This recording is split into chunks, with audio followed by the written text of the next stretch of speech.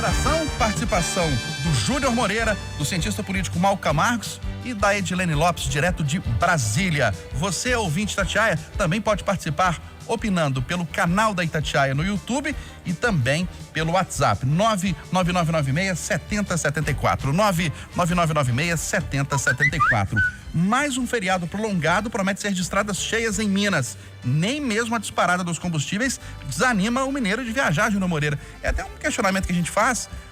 Crise no Brasil, desemprego, salários arrochados, mas em todos os feriados prolongados, mesmo antes da pandemia, as estradas são cheias, aeroportos cheios e rodoviárias cheias. Bom dia mais uma vez. Bom dia, Eustáquio, bom dia, ouvintes do Conversa Redação, Malco, Edilene. Eustáquio, quem viaja é classe média para cima, né? E a crise não chegou tão forte assim ainda na classe média, ainda não. E tomara que não chegue também, né? Mas na classe mais pobre, nos menos favorecidos, essa crise chegou muito forte. E aí a gente tem que delimitar uma história, porque sempre quando aparece essa movimentação muito grande, um bar lotado, uma casa de show cheia, vocês vão falar, cadê a crise, né?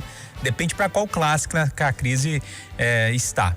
E mais uma vez, quem vai em show, quem viaja no feriado, quem usa o aeroporto, uma rodoviária, é quem tem a melhor condição, né?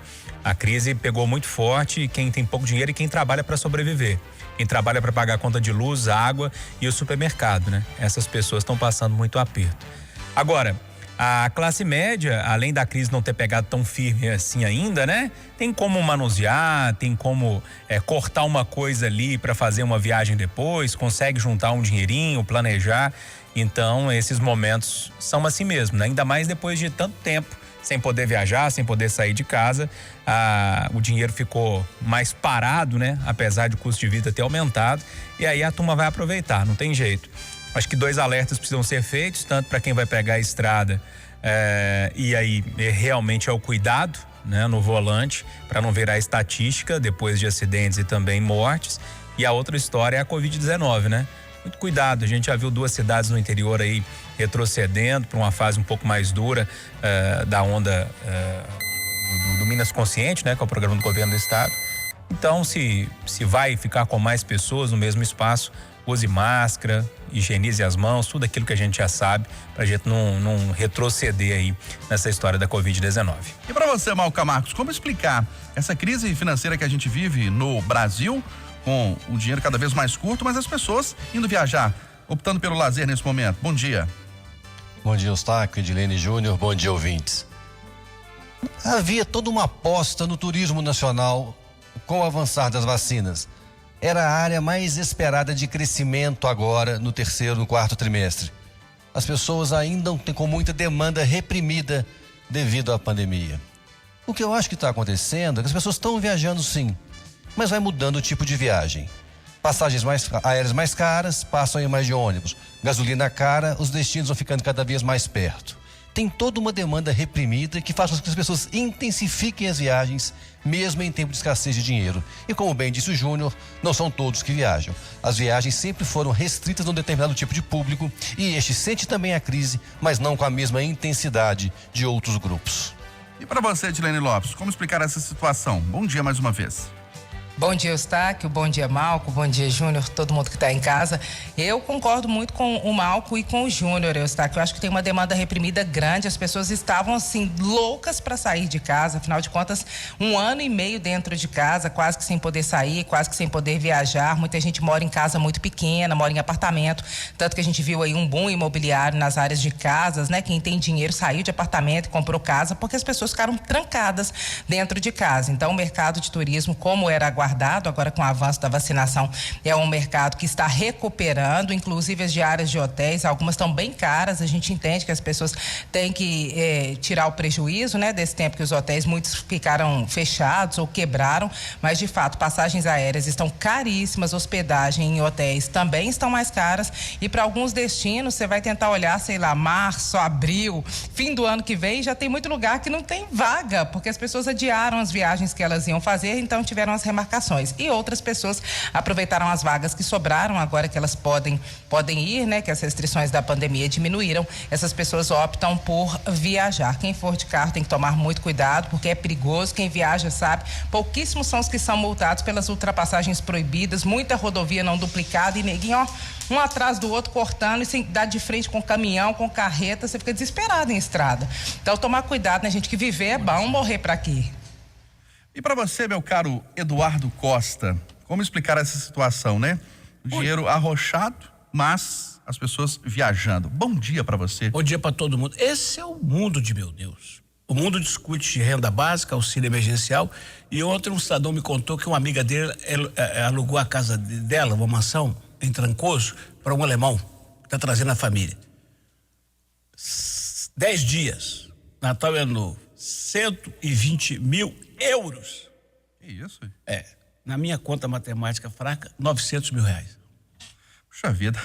Olha, o presidente Jair Bolsonaro defende lucro menor da Petrobras e diz que a empresa precisa ter viés social. O presidente do Senado, Rodrigo Pacheco, anuncia reunião com dirigentes da estatal, Malco Camargos, para discutir preço dos combustíveis.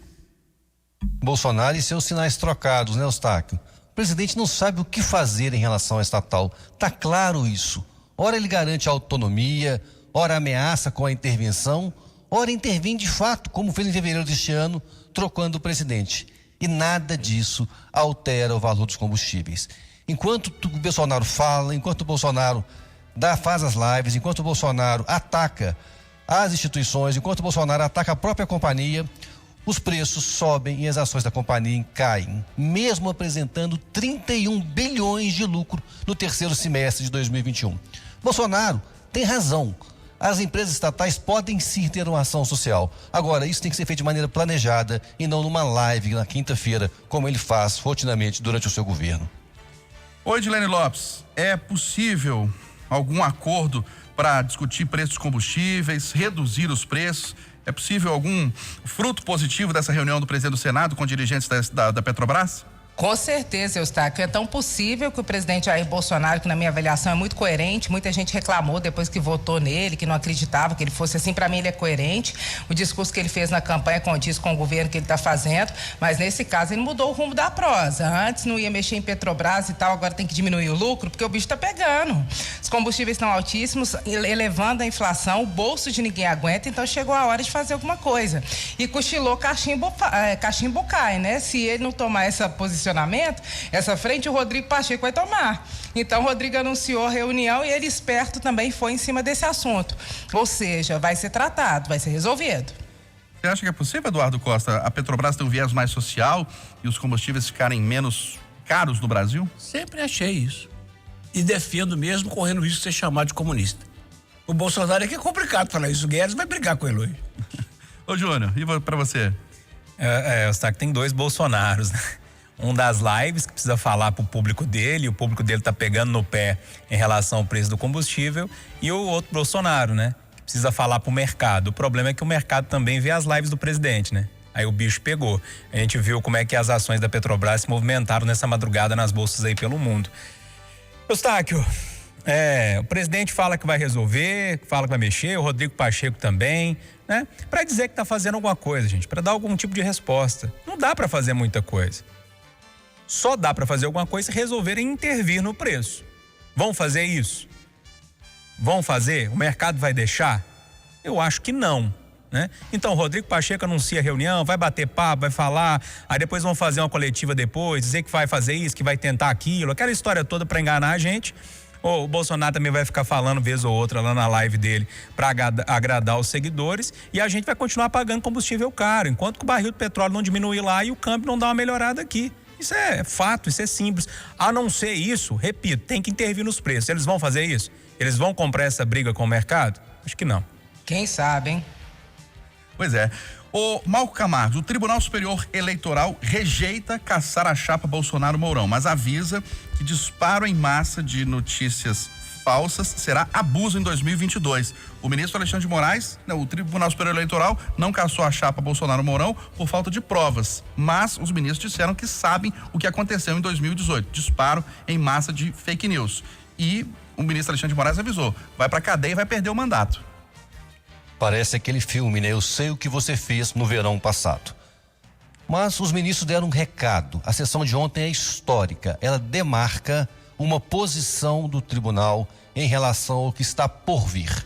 Está claro que, para o Tribunal Superior Eleitoral, o que aconteceu nas eleições de 2018 e também nas eleições de 2020, onde também a fake news foi muito propagada por vários candidatos a prefeito por aí, não será mais aceito pela Justiça. A jurisprudência está criada, ou seja, a tese para justificar o fato. E o fato é a cassação do registro ou da nomeação daqueles que praticarem disparos em massa e daqueles que usarem fake news nas eleições. Foi um grande passo que foi dado ontem em relação ao futuro, mesmo não corrigindo erros do passado. Inclusive, Edilene, teve um deputado estadual do Paraná que foi cassado por disparo de fake news. Você acha que isso pode virar uma prática? Esse recado do Alexandre de Moraes para as eleições do ano que vem pode ser colocado em prática mesmo?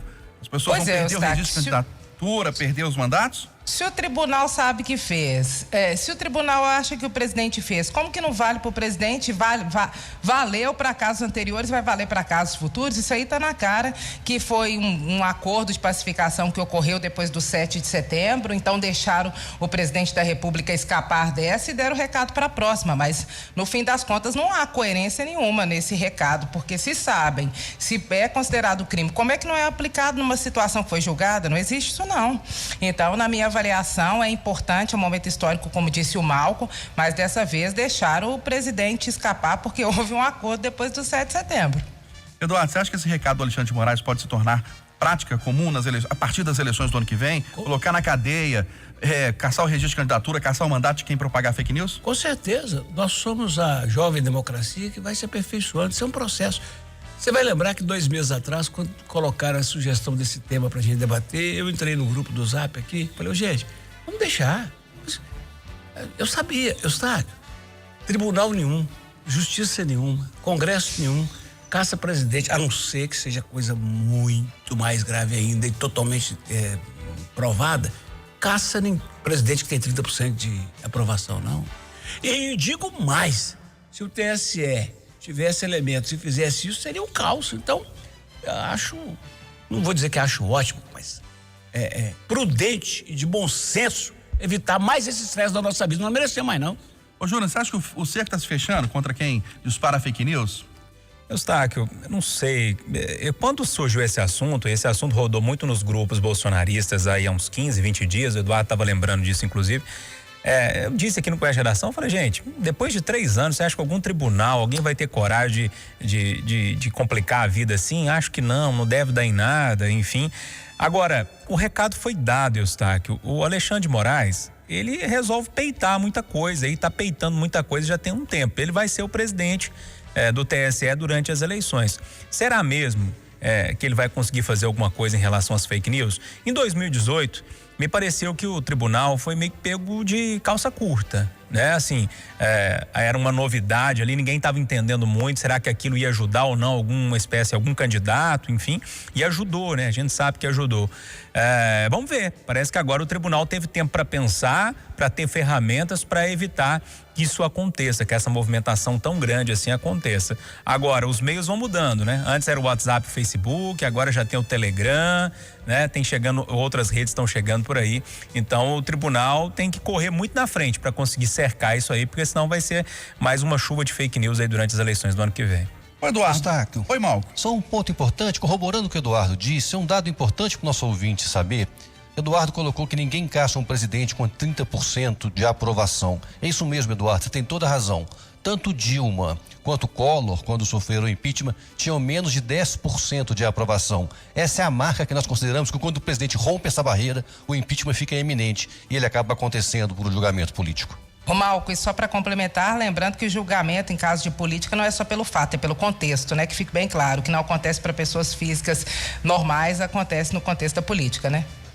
Pois é, tem um tripé aí para cassação, para impeachment de presidente, que é a economia derretendo, falta de apoio político no Congresso Nacional e popularidade baixa. Ô, Eduardo, São Paulo proíbe bancos de emprestarem dinheiro por telefone para aposentados e pensionistas. Nota 1000 para São Paulo. Parece que sexta-feira que vem me visitar aqui, vem nos visitar aqui na rádio, o presidente do TJ, vou falar com ele. Ô, desembargador Gilson, repete São Paulo. Júnior Moreira.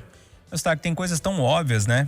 E que demoram para ser resolvidas, né? São Paulo está dando um exemplo, tomara que o resto do Brasil siga, ou quem sabe uma lei federal também que possa minimizar os danos que são causados aos aposentados nessa história toda, né?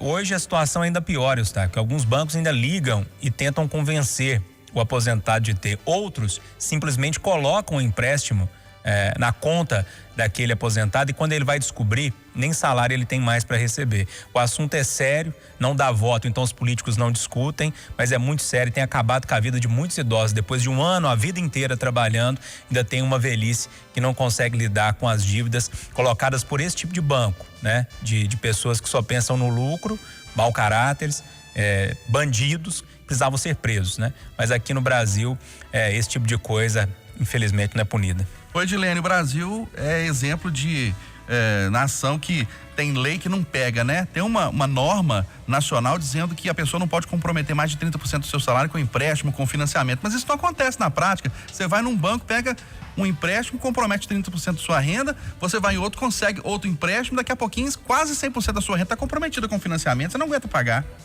Pois é, se a lei não pega, é sinal de que fiscalização não funciona, né, Eustáquio? A gente sabe onde é que tem, onde é que precisa fortalecer. Eu acho que essa iniciativa de São Paulo é pioneira e passou da hora, já devia ter sido feita. Então, Minas, de fato, se copiar, vai ser bom demais.